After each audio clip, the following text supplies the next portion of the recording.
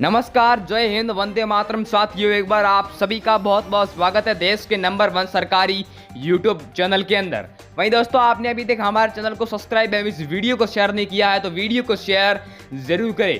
तेलंगाना विधानसभा चुनाव का बिगुल बज चुका है, जिसके अंदर एबीपी न्यूज टाइम्स फरोजी सट्टा बाजार ने तेलंगाना विधानसभा चुनाव की 119 सीटों का महा ओपिनियन पोल सर्वे जारी कर दिया है। इस ओपिनियन पोल के अनुसार किसकी बदल रही है सरकार, किसको हार का मुंह देखना पड़ेगा, इस वीडियो में देंगे हम आपको पूरी जानकारी, तो वीडियो को एंड तक जरूर देखें। तो टीआरएस पार्टी की बात करें तो 78 सीटें मिल रही है। ओपिनियन पोल के अनुसार कांग्रेस पार्टी को 32 सीटें और बीजेपी को 2 सीटों का आकलन होता हुआ दिखाई दे रहा है। वहीं दोस्तों, मैं आपको बता दूं कि चुनाव से पहले बीजेपी पार्टी की कई बड़े दिग्गज नेताओं ने बीजेपी पार्टी को इस्तीफा देकर कांग्रेस पार्टी का दामन थाम लिया। वहीं दोस्तों, कई कुछ वर्षों से बीआरएस पार्टी का राज तेलंगाना के अंदर है। क्या कांग्रेस पार्टी बीआरएस पार्टी को हरा पाएगी? क्या कांग्रेस पार्टी अपनी सत्ता स्थापित कर पाएगी?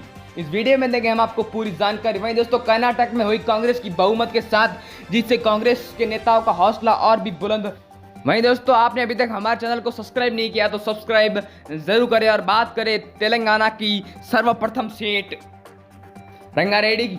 दोस्तों, रंगारेड्डी में कुल 8 सीटें, 8 में से 3 बीआरएस पार्टी को, 3 कांग्रेस पार्टी को और 2 बीजेपी पार्टी को प्राप्त होती नजर आ रही है अब की बार। वहीं दोस्तों, बात करी जाए तेलंगाना की अगली सीट निजामाबाद की। निजामाबाद में कुल 6 सीटें और सबसे बड़ा बहुमत कांग्रेस पार्टी को मिलता नजर आ रहा है। 3 सीटें, बीआरएस पार्टी को 2 सीटें और बीजेपी पार्टी को 1 सीट प्राप्त होती नजर आ रही है अब की बार। बात करी जाए मनसेसीएल की कुल 3 सीटों पर तो 3 में से 1 सीट बीआरएस पार्टी को, 2 सीट कांग्रेस पार्टी को और बीजेपी पार्टी का सुपड़ा साफ होता दिखाई दे रहा है, क्योंकि ओपिनियन पोल के अनुसार 0 सीट पर बैठी है बीजेपी पार्टी। और बात की जाए भारदरी जिला की कुल 5 सीटों पर तो 5 में से कांग्रेस ने सबको बड़ा ही तगड़ा झटका दे दिया है, क्योंकि यहां पर कांग्रेस को 3 सीटें हासिल हुई है, बीजेपी पार्टी को 2 सीटें और बीआरएस पार्टी को 1 सीट पर अपना कब्जा करके बैठी है। बात करी जाए करीमनगर की कुल 2 सीटों पर बात करी जाए तो बीआरएस पार्टी को 1 सीट, कांग्रेस पार्टी को 2 सीट और बीजेपी को 1 सीट का आकलन होता हुआ दिखाई दे रहा है अब की बार। वहीं दोस्तों, बात करी जाए अगली सीट हैदराबाद की।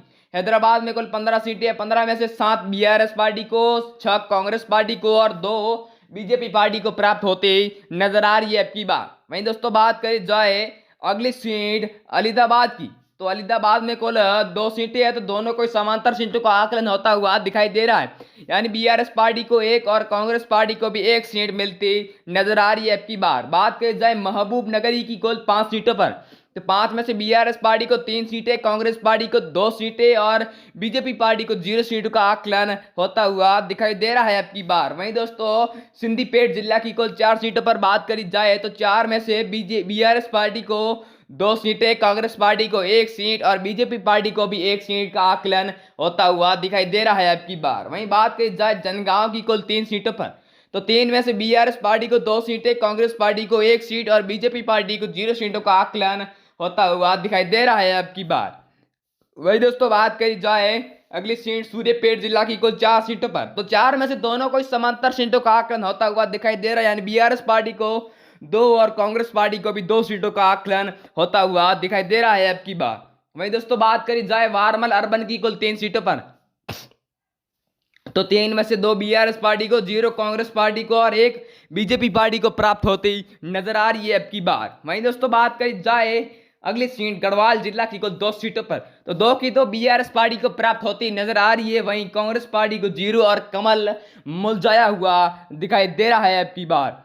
वहीं दोस्तों, बात करी जाए अगली सीट भोगीर जिला की कुल 2 सीटों पर तो यहां पर फिर पिछली सीट की तरह बीआरएस पार्टी को 2 सीट, कांग्रेस पार्टी को 0 और अन्य के खाते में भी 0 सीट जाती नजर आ रही है अब की बार। बात करी जाए वारनापर्थी की कुल 1 सीट पर तो 1 सीट पर फिर अपनी सत्ता स्थापित करने के लिए बीआरएस पार्टी को 1 सीट, कांग्रेस पार्टी को 0 और बीजेपी के खाते में भी 0 सीटें जाती नजर आ रही है अब की बार। बात करी जाए कुम्हार जिला भीम की तो यहाँ पर कुल 2 सीटें और 1 कांग्रेस पार्टी को और 1 बीआरएस पार्टी। वहीं दोस्तों, कांग्रेस और बीआरएस टक्कर में चलती हुई दिखाई दे रही है अब की बार। वहीं दोस्तों, बात करी जाए अगली सीट कमरेडी की कुल 3 सीटों पर तो 3 में से बीआरएस पार्टी को 2 सीट, कांग्रेस पार्टी को 1 सीट और बीजेपी पार्टी को 0 सीटों का आकलन होता हुआ दिखाई दे रहा है अब की बार। वहीं दोस्तों, बात करी जाए अगली सीट नालगोड़ा की कुल 6 सीटों पर तो 6 में से बीआरएस पार्टी को सबसे महत्वपूर्ण 3 सीटें, कांग्रेस पार्टी को 2 सीटें और बीजेपी को 1 सीट हासिल होती